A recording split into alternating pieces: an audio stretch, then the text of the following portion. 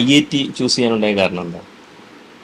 നേരത്തെ അറിയായിരുന്നോ ഇൻസ്റ്റിറ്റ്യൂട്ടിനെ പറ്റി? അതോ നേരത്തെ അറിഞ്ഞൂടായിരുന്നു, പിന്നെ ഇടയ്ക്ക് വെച്ച് ചുമ്മാ ഒരു ഫേസ്ബുക്കിൽ കാണിച്ചിട്ടുണ്ടായിരുന്നു കൊട്ടാരക്കരയുടെ എന്താ സംഭവം.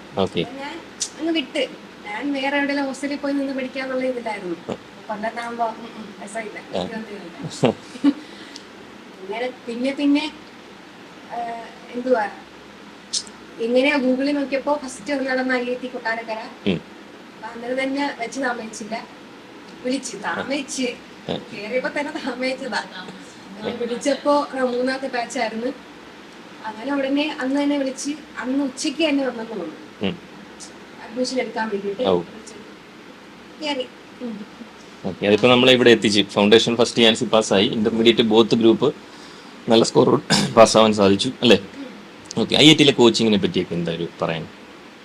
ഇന്റർവ്യൂ ഞാൻ ആദ്യം വേറെ പോവാൻ നിന്നേ.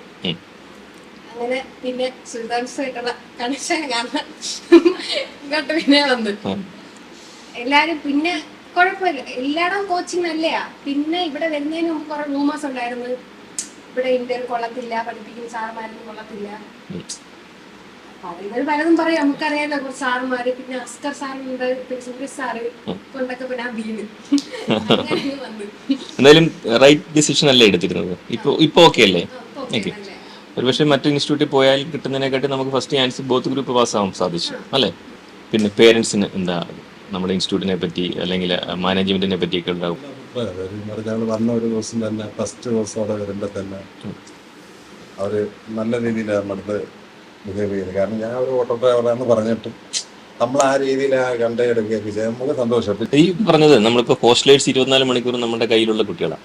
അപ്പം നമുക്കറിയാം അവരെ പറ്റി, അവരെന്താ ചെയ്യുക. മാത്രമല്ല മൊബൈൽ ഫോണിന് കുറച്ച് നിയന്ത്രണങ്ങളുണ്ട്, വീട്ടിൽ ഡിസ്ട്രാക്ഷൻസ് ഒന്നുമില്ല, പഠിക്കാൻ ഫുള്ളി സൗകര്യങ്ങളാണ് ഹോസ്റ്റലിലുള്ളത്. വീട്ടിലെ പോലുള്ള ഒരു മറ്റു പ്രശ്നങ്ങളൊന്നുമില്ല. പക്ഷേ നൂറ എന്താ ചെയ്ത് എല്ലാ ദിവസവും ഡേ സ്കോളറായിരുന്നു, എല്ലാ ദിവസവും വന്ന് പോയിക്കൊണ്ടിരുന്നത്. അപ്പോൾ ഇവിടെ എങ്ങനെയായിരുന്നു പഠിത്ത കാര്യങ്ങളൊക്കെ എങ്ങനെയായിരുന്നു ചെയ്തുകൊണ്ടിരുന്നത്? ഡെയിലി ഒരു 5-6 മണിക്കൂറൊന്നും പഠിക്കത്തില്ല, ഒരു 3-3.5 മണിക്കൂർ ഒറ്റ ഇരിപ്പിരുന്നങ്ങ് പഠിക്കും. ഇടയ്ക്ക് ചോറ് തിന്നണമെങ്കിൽ അത് പോസ്റ്റ് ചെയ്ത് വെച്ചിട്ട് ബാക്കിയുള്ള സമയം നല്ല എന്തായാലും 3 മണിക്കൂർ മിനിമം പഠിക്കും. പിന്നെ പഠിക്കുന്ന മണിക്കൂറിലല്ലോ എങ്ങനെ പഠിക്കുന്നത്. തീർച്ചയായിട്ടും അതാ ഞാൻ ചോദിച്ചത്. മറ്റു ഇനിയിപ്പം നമ്മൾക്ക് വരുന്ന കുട്ടികൾക്ക് അതൊരു മാതൃകയായിരിക്കും. അതാ ഞാൻ ചോദിച്ചത്, പഠിക്കുന്ന രീതി എന്തായിരുന്നു, അവർക്ക് നമുക്ക് പറഞ്ഞു കൊടുക്കാൻ പറ്റുന്നത് എന്തൊക്കെയാണ്, നമ്മൾ ശ്രദ്ധിച്ചിട്ടുള്ള കാര്യങ്ങൾ?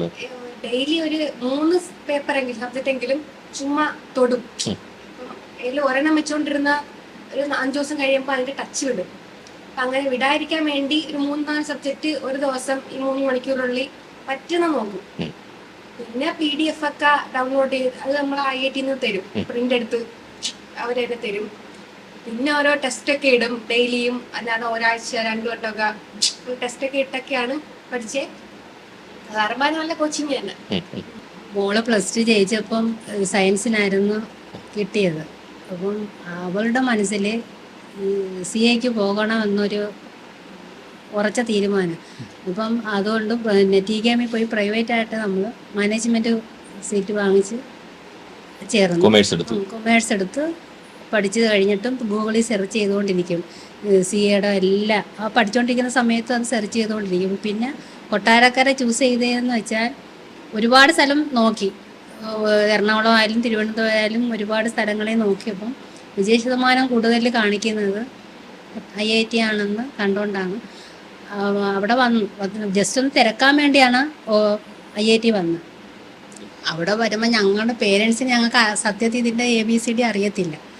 അപ്പോൾ അവിടെ വന്നാൽ അവിടെ മനോജ് സാറിൻ്റെ ഇടപെടലും ഓഫീസ് റൂമിൽ നമ്മളെ വിളിച്ച് ഇരുത്തി, അപ്പം ഓട്ടോ ഡ്രൈവറാണെന്ന് പറയുമ്പോഴും ആ ഒരു കെയറിങ് നമുക്ക് തരുന്നു. മോളെടുത്ത് വീട്ടിലെ സാഹചര്യങ്ങളനുസരിച്ചുള്ള ആ ഒരു ഇടപെടലുണ്ടല്ലോ, ആ സാറിൻ്റെ ഇടപെടലൊക്കെ കണ്ടപ്പോഴത്തേക്ക് നമുക്കൊരു ആത്മവിശ്വാസം വന്നു. ഓക്കെ. നമ്മുടെ ഇൻസ്റ്റിറ്റ്യൂട്ടിൻ്റെ നല്ലൊരു കലാകാരിയും കൂടിയാണ്. അപ്പോൾ ഒരു നല്ല പാട്ടോട് കൂടി നമുക്ക് ഇത് അവസാനിപ്പിക്കാം. ഓരങ്കരിച്ച് പാൽ തൈരാ തൂങ്കിരിച്ച് ഇച്ചി മരത്ത് മേലെ കൂടെ തൂങ്കിരിച്ച്